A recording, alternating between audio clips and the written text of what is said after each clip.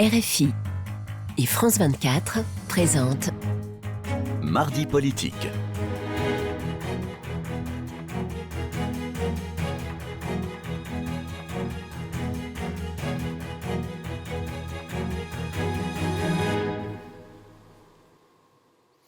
C'est l'heure de Mardi politique sur France 24 et RFI et nous recevons Antoine Vermorel-Marquez, député de la Loire et vice-président des Républicains. Merci d'avoir accepté notre invitation. Merci. Alors, une enseignante de collège a été poignardée par un élève de 14 ans dans le sud de la France, à Sanary-sur-Mer. Son pronostic vital a été engagé. Être professeur aujourd'hui est-il un métier à risque ? Je vais déjà saluer l'ensemble de l'équipe éducative et évidemment cette enseignante et le courage qu'elle a eu. La question, c'est comment un enfant de 14 ans non seulement décide de rentrer avec un couteau dans un établissement scolaire, comment il peut rentrer dans un établissement scolaire avec un couteau, et ensuite, pour quelles raisons il décide de poignarder une enseignante d'art plastique dans son établissement. Moi, je pense que ça pose la question de la sécurité de nos établissements scolaires et puis aussi du retour de l'autorité à l'école, de faire en sorte de protéger nos enseignants, protéger le service public en France pour faire en sorte que ces problèmes peut-être de santé mentale ou d'autres puissent avoir trouvé une solution pour ces jeunes. Parce que vous venez de le dire, hein, ça va, bien évidemment, ça va être mis dans les polémiques, dans les jours qui viennent. Il y a deux sujets. Il y a effectivement la santé mentale des jeunes qui est de plus en plus préoccupante. Alors, est-ce qu'il y a suffisamment d'infirmiers scolaires, de gens qui veillent sur l'histoire apparemment, ce jeune homme avait un problème avec sa famille. Et puis, d'autre part, vous le disiez, la sécurité. Alors, est-ce qu'on se pose toujours le même sujet, dans le fond ? Est-ce qu'il faut mettre des détecteurs de métaux à l'entrée de toutes les écoles ? Est-ce que les écoles doivent devenir un sanctuaire ? La première chose, c'est de protéger l'établissement, de protéger les professeurs, mais aussi les autres élèves. Donc moi, je suis favorable à la question des portiques à l'entrée des établissements scolaires. D'ailleurs, on l'a expérimenté dans ma région. Et puis, la deuxième chose, c'est évidemment la question de la santé mentale. Et ça passe par la régulation, notamment des réseaux sociaux. C'est la proposition de loi de Laure Miller qu'on a votée la semaine dernière pour interdire les réseaux sociaux aux moins de 15 ans. Il faut bien comprendre que les jeunes n'achètent plus les couteaux en boutique. Ils les achètent sur Internet, grâce parfois à des VPN, en les tournant les règles pour faire en sorte de pouvoir se procurer ce type d'armes. J'avais moi-même trouvé des armes de catégorie Chine, A sur Chine en vente libre, en best-seller, et la même arme que j'avais trouvée sur ce site internet sur Chine avait servi à tuer un lycéen de 14 ans il y a un an. Et donc ces armes qui se trouvent à 10 € en livraison gratuite sont des armes qui visent à tuer et qui doivent aujourd'hui nous engager dans une démarche beaucoup plus proactive de régulation des réseaux sociaux, de régulation d'Internet vis-à-vis notamment des mineurs. Alors Marine Le Pen attend aujourd'hui les réquisitions du parquet dans son procès en appel. Les avocats généraux ont demandé de confirmer les peines de culpabilité et d'inéligibilité. Ce n'est pour l'instant qu'un réquisitoire, mais si elle ne pouvait pas être candidate, pensez-vous que cela donnerait du combustible à Jordan Bardella et au Rassemblement national, c'est-à-dire que la colère monterait du côté de l'extrême droite? Moi, je suis attaché à l'état de droit, et l'état de droit, il est clair. Il y a une règle. Si vous dépassez cette règle, si vous ne la respectez pas, vous êtes condamné. Et que vous appeliez Marine Le Pen ou Madame Michu ou Monsieur Michu, la sanction doit être la même. C'est pas parce que vous avez un titre, c'est pas parce que vous avez le rôle de député ou potentiellement de candidate à l'élection présidentielle que vous êtes au-dessus des lois. Et donc, si Marine Le Pen a effectivement détourné de l'argent public, même à des fins politiques, même sans enrichissement personnel, la loi, elle est claire, c'est l'inéligibilité. Et donc, j'attends de voir les réquisitions, mais personne ne doit être au-dessus des lois. Et évidemment que c'est pas parce qu'elle veut être candidate à l'élection présidentielle qu'elle peut se permettre de faire tout ce qu'elle souhaite. La droite, les Républicains, vous êtes vice-président des Républicains, préférerait avoir à affronter un Jordan Bardella ou une Marine Le Pen? Non, la question, c'est pas de savoir qui est contre nous aujourd'hui. La vraie question, quand même. Oui, mais la question qui se pose pour nous, elle est plus sérieuse, elle est plus existentielle. C'est qu'est-ce qu'on propose aux Français? Et c'est là où notre parti a une mission fondamentale de relever le combat des idées, le combat des propositions aussi pour 2027, pour pas être simplement on est là contre Marine Le Pen ou contre Jordan Bardella, mais on est là pourquoi? qu'est-ce qu'on veut défendre dans la France d'après, comment on relève la France, comment on lui redonne sa grandeur, comment on la transmet aussi à nos enfants, celle dont on a hérité. C'est plein de nouveaux sujets. La question écologique, évidemment, que je porte au sein du parti, mais aussi la question, évidemment, migratoire, la question de la sécurité, la question de l'éducation. Tous ces sujets-là, on doit les mettre en débat. Bien sûr qu'on a du boulot et avec beaucoup d'humilité. On a l'impression que est-ce que les Républicains travaillent dans le sens où on a l'impression qu'aujourd'hui, c'est devenu une cour de récré entre Laurent Wauquiez, Bruno Retailleau. Il y a toute une liste de prétendants à l'Élysée, David Lisnard. Enfin bon, aujourd'hui, c'est un peu... l'impression que c'est un peu tourné manège. Moi, ce que je souhaite, c'est que chacun des candidats qui sont légitimes, on a de la chance, on a des talents. Il y a des familles politiques où il n'y a plus de talents. Nous, on a plein de talents. Il faut que ces talents-là, ils se mettent au service de la famille politique, et notamment au service des Français, avec la question des idées. Qu'est-ce qu'ils portent pour le pays ? Plutôt que de vouloir être candidats les uns contre les autres, à essayer à faire celui qui fera 7 ou 8%, l'enjeu, c'est de savoir qu'est-ce qu'on met sur la table, qu'est-ce qu'on propose. Et la vraie question, c'est quel est notre projet pour 2027 ? Eh bien, on l'attend.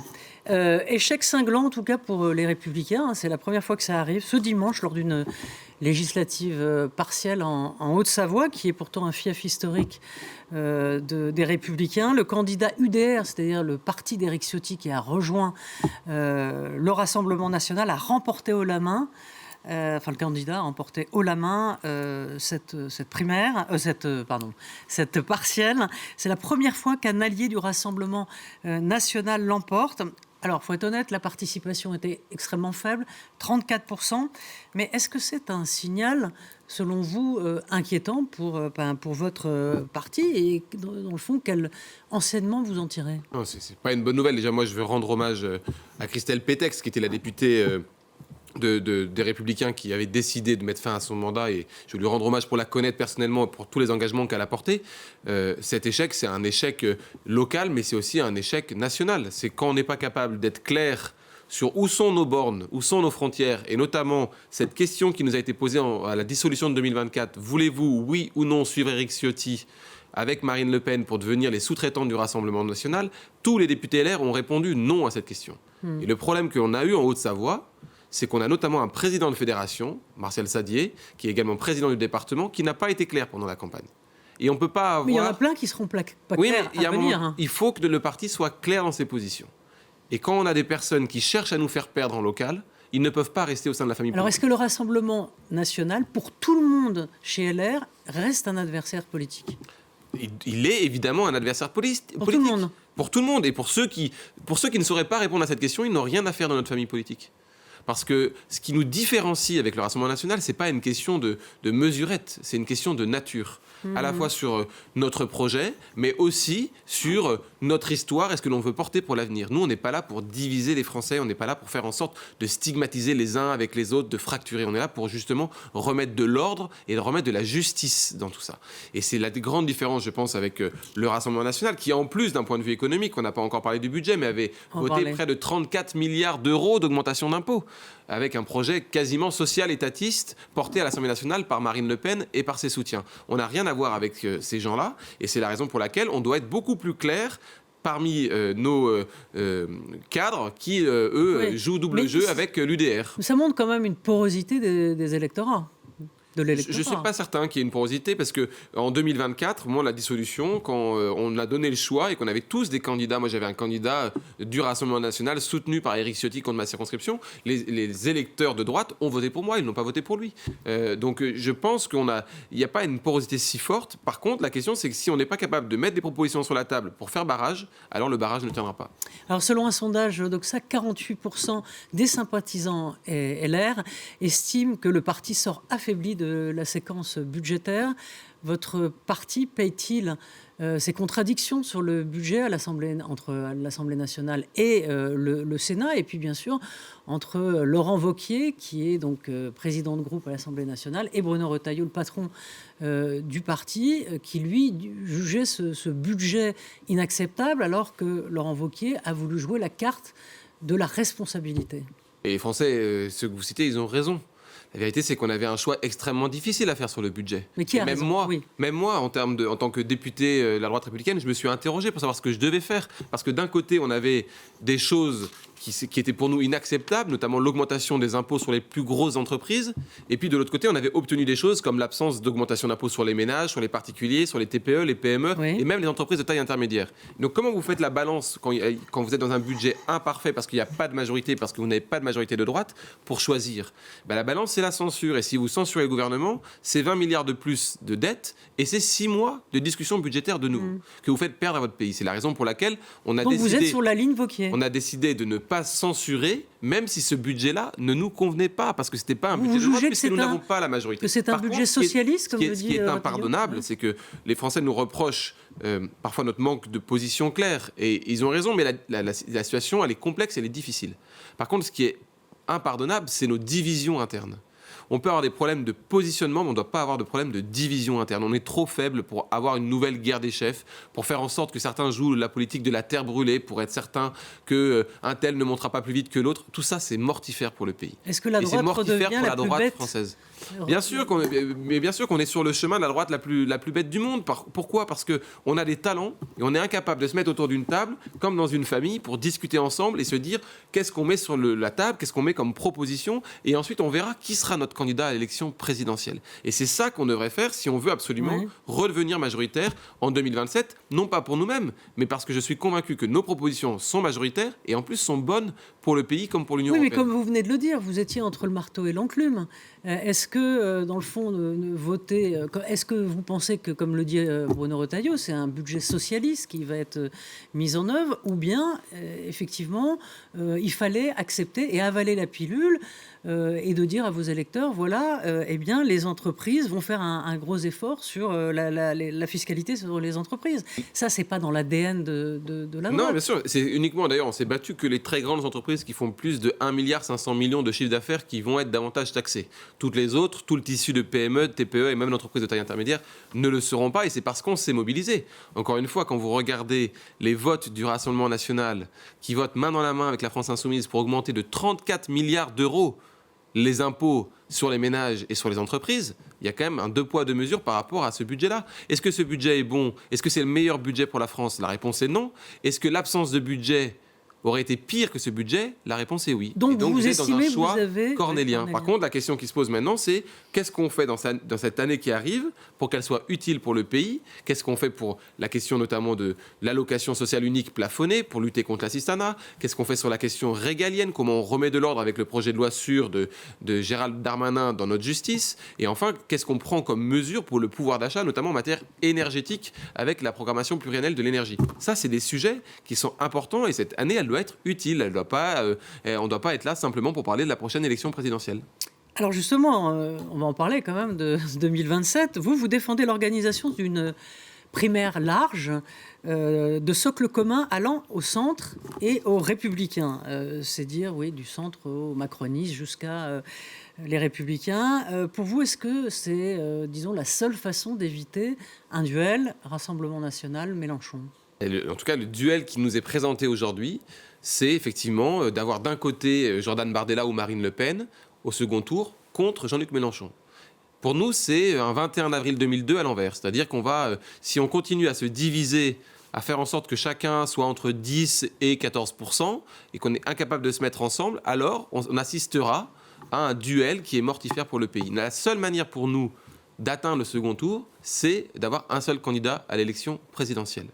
Et pour ça, il y a différents dispositifs. Moi, j'en connais un qui est celui le plus efficace, qui est la primaire, de permettre aux militants de la droite et du centre de choisir qui sera au second tour face à Marine Le Pen ou à Jordan Bardella, et de rouvrir un grand espace de débat démocratique d'idées. Parce que quand vous avez des candidats qui viennent de la même famille politique, ce qui doit les distinguer, c'est les idées, les propositions pour la France. Et c'est ça que la primaire permettrait de faire. C'est une position personnelle, que j'exprime à titre personnel évidemment, mais qui me semble être le chemin le plus utile pour le pays, pour faire en sorte qu'on n'ait pas le 21 avril 2002 à l'envers, c'est-à-dire que la droite disparaisse du second tour de l'élection présidentielle. Mais rappelez-vous, les primaires, qu'elles soient à gauche ou à droite, dans l'histoire récente, ont montré que c'était la prime à la radicalité. Et je ne sais pas si la radicalité est une mauvaise chose. François Fillon était certainement un meilleur candidat qu'Emmanuel Macron en 2017. Et son programme politique, en tout cas, était beaucoup plus conforme à ce que je crois bon pour le pays. Mais si on a une primaire de la droite et du centre et qu'il y a une prime à la radicalité, ça voudrait dire que le candidat est issu probablement des Républicains, qui sera le parti le plus à droite de l'échiquier de ceux qui participeraient à la primaire. Oui, mais qu'est-ce qui vous différencierait Moi, en tant que vice-président des Républicains, ça me conviendrait tout à fait. Mais qu'est-ce qui va vous différencier de, comme disait Jean-Marie Le Pen, les Français préfèrent l'original à la copie. Cette course à l'échalote avec le Rassemblement national, est-ce que vous serez plus dur que le Rassemblement national qui déjà veut laver plus blanc? Mais il n'y a pas une course à l'échalote avec eux. Ils ont leurs propositions, nous avons les nôtres. Sur la question régalienne, on a besoin d'un choc d'autorité. On a besoin d'un choc d'autorité. Mais sur la question économique et sociale, on a des différences qui sont majeures. Quand vous voyez par exemple le Rassemblement national qui refuse de voter les 15 heures d'activité pour les bénéficiaires du RSA, qui s'engage dans le maintien de l'assistanat, qui est mortifère pour le travail, pour la revalorisation du travail. Quand vous avez le même Rassemblement national qui vote 34 milliards d'augmentation d'impôts à l'Assemblée nationale, quand vous avez Marine Le Pen qui défend une société, une économie quasiment étatisée, c'est vraiment pas le projet politique de la droite et du centre. Et c'est pas ce qui est bon pour le pays, c'est pas ce que nous croyons bon pour le pays. Et donc je pense qu'on a besoin d'avoir un débat en interne, ouvert, avec un vote démocratique pour désigner notre candidat et que ce soit ensuite lui qui porte notre projet pour 2027. Alors quand on pense à Renaissance, on pense évidemment à Gabriel Attal, qui déjà pose des jalons, on l'a vu, puisqu'il fait des meetings. Est-ce que vous imaginez Gabriel Attal entrer dans une primaire de la droite et du centre? Mais la seule question que chacun doit se poser, c'est est-ce qu'il veut faire une candidature de témoignage et faire 10% à l'élection présidentielle, ou est-ce qu'il veut devenir président de la République ou participer à une équipe... C'est ce qu'a fait Emmanuel Macron, à une équipe en 2000. Oui, mais on n'était pas dans un contexte où on avait un second tour entre Jordan Bardella et Jean-Luc Mélenchon. Et ça, c'est quand même un phénomène qui est nouveau. C'est-à-dire qu'on a maintenant, soit on se met ensemble et on incarne une autre alternative à ce débat-là, soit il faudra que chacun, le lendemain du premier tour, se réveille avec la gueule de bois et se dise j'ai le choix entre Jordan Bardella et Jean-Luc Mélenchon. Moi, ce que je souhaite, c'est qu'on n'ait jamais ce choix-là. Et qu'on travaille à faire en sorte que les Français n'aient jamais ce choix-là. Qu'ils puissent avoir une alternative à ça. Et pour avoir une alternative, il faut que chacun accepte de travailler avec les autres. Et objectivement, entre ce qui nous distingue et en ce qui nous rassemble par rapport à ce qui nous distingue de Jordan Bardella ou de Jean-Luc Mélenchon, il y a beaucoup plus de choses qui nous rassemblent. Et selon vous, quels critères devraient guider le choix d'un candidat de droite qui pourrait rassembler justement face à l'extrême droite ? Moi, je pense que le candidat de droite, il doit être fier de ses valeurs, qui doit imposer notamment 2 thématiques qui sont majeures dans le débat public et qui sont un peu aussi les échecs du macronisme. La première, c'est le retour de l'ordre et de l'autorité, et de faire en sorte que dans notre pays, les policiers soient respectés. Retailleau n'a pas réussi. Il n'est peut-être pas resté suffisamment, et surtout, il n'avait pas de majorité à l'Assemblée nationale. Mais quand vous regardez les chiffres, notamment en matière d'immigration, le nombre de régularisations et le nombre de naturalisations ont diminué de près de 30% quand Bruno Retailleau était ministre de l'Intérieur. Et la deuxième thématique très forte, qui est la revalorisation du travail. C'est pas normal que dans notre pays, des gens qui se lèvent tôt tous les matins, qui se couchent tard tous les soirs, qui travaillent, ne puissent pas vivre dignement de leur revenu du travail. Et c'est ça qu'on arrive à renouer. Merci beaucoup Antoine Vermorel-Marquez. Merci à Flore Simon et à Camille Néran d'avoir préparé cette émission. Merci à toute l'équipe technique. À très vite. RFI et France 24 présentent Mardi politique.